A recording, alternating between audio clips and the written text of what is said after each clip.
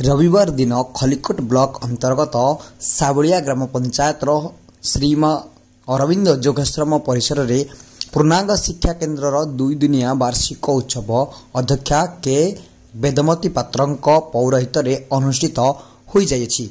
निमंत्रण पत्र सूचित प्रकार कार्यक्रम परिचालित होइतिबा बेले स्वागत भाषण तथा managing trustee T Gopal Krishna सेनापति देवासह अतिथि परिचय साधिका शिक्षयित्री सुश्री लक्ष्मीबाई पठन करथिले।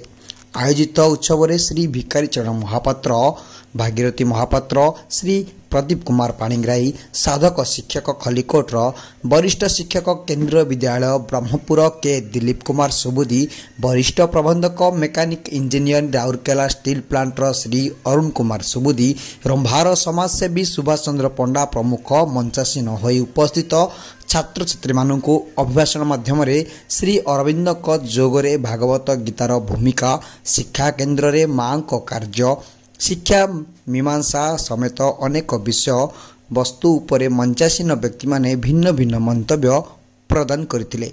या सहित श्री मां और अरविंद नीति आदर्श रे अनुप्राणित हेले भविष्यत उज्जवलमय होई पारिबा बोली मध्य जणाइथिले। शेषरे कुनी कुनी छात्र छात्री मानक द्वारा विभिन्न रंगारंग कार्यक्रम परिवेषण होइतिला। सभा और सांस्कृतिक कार्यक्रम को सुश्री लक्ष्मीबाई दलाई संयोजना करथिबा बेले शिक्षा केन्द्र अपा भाई माने परिचालन रे सहयोग करथिले।